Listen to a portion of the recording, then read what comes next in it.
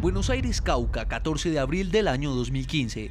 Ese día, de manera de misericordia, las FARC emboscaron a un grupo de militares que se resguardaba bajo el techo de un polideportivo en medio de un fuerte aguacero. El saldo, 11 militares asesinados. Las FARC rompieron su tregua unilateral a la que se habían comprometido desde La Habana. Cerca de un año después, en la parte rural de esta misma zona, cabecillas de esta agrupación criminal adelantarán labores de pedagogía por la paz con sus tropas.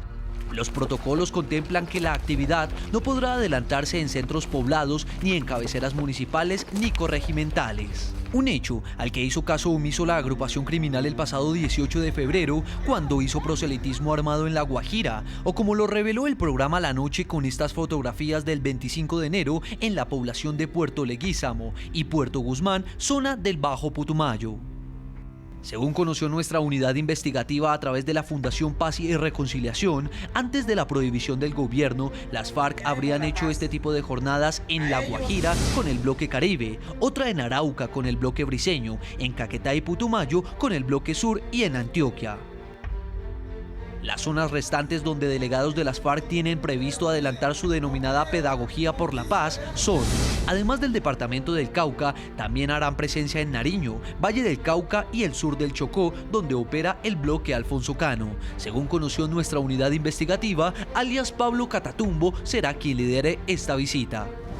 Precisamente, estas mismas regiones coinciden con la denuncia que presentó al programa La Noche del pasado 23 de febrero el consejero mayor de la Organización Nacional Indígena, Luis Fernando Arias, dijo que en esas regiones miembros de las FARC se estarían intercambiando brazaletes con miembros del ELN para delinquir en comunidades indígenas. Ahora está llegando el ELN, por ejemplo, regiones como el Valle del Cauca, regiones como el Cauca, el Chocó, Nariño, en estas regiones, en zonas que eran de control de las FARC, hemos recibido denuncias por parte de las comunidades indígenas de que ya hay presencia del ELN y ese es un tema que a nosotros nos preocupa, porque entonces pareciera que lo que está viendo es un cambio de brazalete y no se va a resolver el problema de fondo, el problema de la guerra, que es una preocupación grande.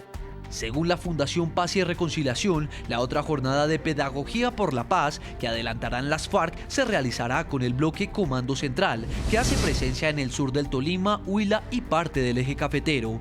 Esta será liderada por alias Pastor Alape. Continuamos en el programa La Noche, congresista Samuel Hoyos. Hablábamos en el anterior bloque de ese balance, de la forma como había quedado este proceso de paz luego de estas 2 semanas. ¿Usted cree que quedó debilitado, quedó fortalecido luego de lo que aconteció en las últimas horas? Pues desafortunadamente cada vez se debilita más, pero por los hechos. El 60% de los colombianos creemos que va por un mal camino este proceso. El 70% de los colombianos desaprobamos la gestión del presidente Santos, según revela la última encuesta de Gallup. Pero es que a nosotros nos preocupa que el gobierno anuncia o denuncia que las FARC violaron el DIH haciendo proselitismo armado en una escuela en La Guajira y a los 8 días nuevamente los premia trayéndolos al Cauca, que además es una agresión a las víctimas. Ellos sufrieron el asesinato de 11 soldados y, por supuesto, la moral de la tropa está en el piso. Pero es que acá se van a hacer unas zonas de concentración. ¿Por qué no se hace esa pedagogía ahí? Es la pregunta que nos hacemos.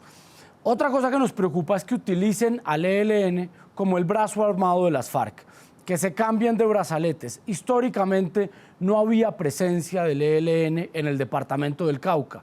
Y ahora, cada vez que hay un acto terrorista, se le atribuye a la guerrilla del ELN. Pues son las FARC utilizando los uniformes de sus aliados. Entonces, están utilizando el proceso, se están aprovechando de la debilidad del gobierno de Juan Manuel Santos para seguir delinquiendo, para aumentar su negocio del narcotráfico, y los colombianos somos quienes pagamos las consecuencias, y en especial los habitantes de estas zonas donde la guerrilla los convoca, intimidándolos a través de la fuerza y a través de las armas para que hagan presencia en estos actos llamados pedagógicos. Eso nos preocupa. No es que no querramos la paz, por supuesto que queremos la paz, pero queremos una paz sin armas. Queremos que no haya proselitismo armado y eso es lo que estamos viendo los colombianos. Senador, por eso lo rechazamos. Senador Robledo, al hacer ese balance, ¿usted cree que en este momento el gobierno nacional sí tiene, digamos, los dientes para poderle exigir a las FARC en la mesa de negociación frente a un eventual incumplimiento? ¿O al mismo tiempo cree usted que es preso en este momento el gobierno de ese límite de tiempo que tienen las negociaciones, que es el próximo 23 de marzo, y que, para ser claros, al presidente claramente le interesa cumplir con ese acuerdo en esa fecha? A ver, voy a empezar por decir una cosa que es como una verdad de perogrullo. Estos procesos de paz, y cualquiera semejante, solo pueden terminar bien o mal. Bien es que desaparecen las armas de la ilegalidad y que quienes están en la ilegalidad se reintegran a la vida civil. Eso es lo que consiste básicamente un proceso de paz. O puede terminar mal porque eso no sucede y entonces sigue la guerra. Ya llevamos medio siglo en esa guerra y podría completarse otro medio siglo. Ahora, ¿qué va a pasar? Pues yo no tengo la certeza, yo no soy las FARC, no soy el gobierno nacional, no tengo más información que la de la prensa, pero sí hago votos porque ojalá logren allanar las muchas dificultades que se presentan. Y ya veremos al final cómo van las cosas, pero aquí hay hechos que hay que mencionar también como hechos. Por ejemplo, ha habido un cese del fuego que no ha sido perfecto, ha tenido rompimientos, pero lo cierto es que nos hemos ahorrado un montón grande de muertos en estos meses pasados y eso hay que reconocerlo como un hecho. Nos dicen también que altos generales de la República de Colombia están negociando ya con las FARC cómo es que van a desaparecer las armas de la ilegalidad, que repito es el asunto clave de este asunto. Están también esos mismos oficiales de las Fuerzas Armadas colombianas negociando con las FARC cómo van a ser las zonas de concentración, que son pasos en el proceso para el desaparecimiento de las armas. Eso al final todo puede fracasar, Jason, y no pasar nada, y repito, volvamos y sigamos en medio siglo de guerras, pero digamos que esos son hechos que están sucediendo. Ahora, no es un proceso perfecto, yo no signo cada cosa que haya hecho el gobierno nacional. Quiero insistir en que el Polo es el partido que más puntos tiene de controversia con el presidente Juan Manuel Santos, en cantidades de cosas inmensas. Probablemente la única coincidencia que tenemos con el gobierno es esta que tiene que ver con el proceso de paz. Pero yo sí hago esfuerzos por entender que un proceso de paz es una cosa por fuera de la normalidad, Jason. No se puede juzgar como si fuera una cosa normal. Es que no es normal que haya quien se levante en armas contra el Estado. No es normal que el Estado no pueda derrotar a ese alguien. No es normal que el Estado, que representa la legalidad, se siente a negociar con unos que están en la ilegalidad. Y eso implica una serie de cosas que son complejas y que hay que analizarlas con esa lente. O sea, yo no me puedo ir a ver un festival vallenato y sentarme a analizar el festival vallenato con la visión de que por qué no están de frac como los músicos de la música clásica y que dónde están los violines. No, es un festival vallenato lo que está sucediendo. Entonces, repito, yo hago votos porque al final todas las dificultades se allanen, porque si logramos llegar al punto en que esas armas desaparezcan y en Colombia haya menos sangre, menos viudas, menos huérfanos, ese va a ser un hecho positivo a pesar de las muchas cosas que puedan debatirse y las muchas cosas que hayan sucedido que uno preferiría que no hubieran ocurrido. Senador, ¿y cómo interpretar ese abismo que parece haber entre lo que ha sido la principal política del gobierno, que es este modelo de negociación, y lo que dicen las encuestas en este momento, que no le dan una favorabilidad al presidente? Es un hecho evidente que el gobierno nacional tiene un desgasto inmenso, en parte por este proceso, pero en parte por todos los desastres de la política económica y social que el Polo combate. O sea, una persona que está defendiendo el modelo económico neoliberal del libre comercio, pues no le puede ir bien entre los colombianos, porque los colombianos son víctimas de ese modelo. Y por supuesto que hay mucha confusión y hay muchas dudas. Yo entiendo, los colombianos no confían en que al final ese proceso vaya a llevar al desaparecimiento de las armas. Y yo diría, tienen 1000 razones para no confiar porque otros procesos de paz han fracasado. Pero hasta el momento, no ha fracasado. Y si en algún momento, ojalá pronto, esas armas desaparecen, es probable que en ese momento los colombianos cambien su manera de pensar, porque, repito, la desconfianza tiene razones para existir, pero las desconfianzas se resuelven si los hechos demuestran que las armas sí desaparecen y que las FARC cambian su decisión política de hace medio siglo de irse a la lucha armada por una decisión política que podrían tomar, puede que no, pero podrían tomar, Jason, de renunciar a la lucha armada, que es lo que yo creo que todos los colombianos deberíamos desear que suceda. Ahora, habrá quienes piensen que estos polos solo se puede puede resolver a bala, y es bala y más bala y más bala, pero yo digo, llevamos medio siglo y no se ha podido resolver así. Señor John Marulanda, ¿cuál es su opinión? Por un lado está esta política que ha sido la parte central, el eje central del presidente Juan Manuel Santos, que han sido estas negociaciones con las FARC, pero por el otro lado están los resultados de esas encuestas que inclusive usted venía reseñando en la anterior respuesta. Pues mire, yo no creo, senador Robledo, que el ejemplo del Festival Vallenato aplique. No, allá el que va a oír vallenato sabe que eso se toca con caja, guacharaco y acordeón, y el que vaya a pedir más está afuera.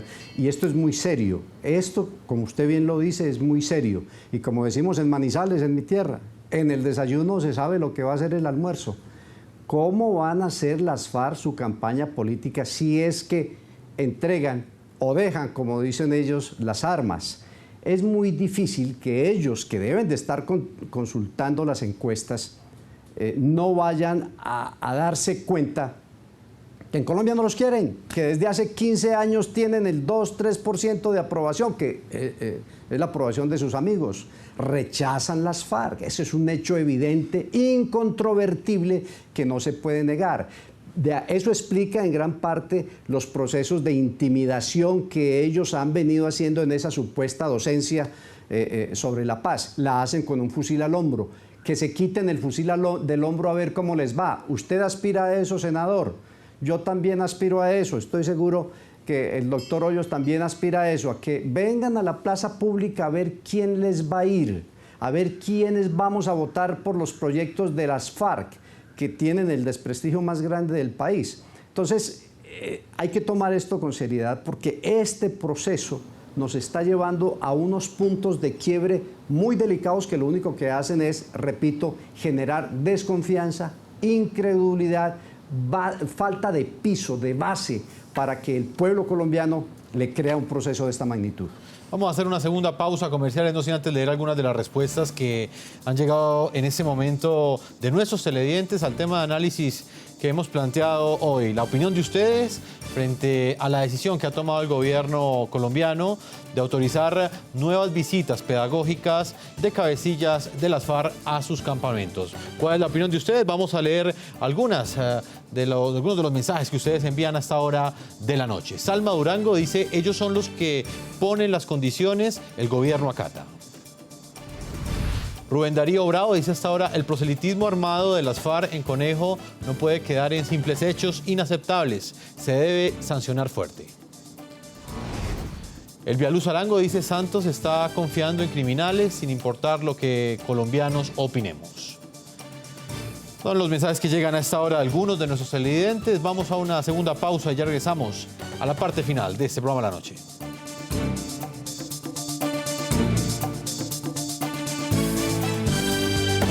Ya regresamos con La Noche.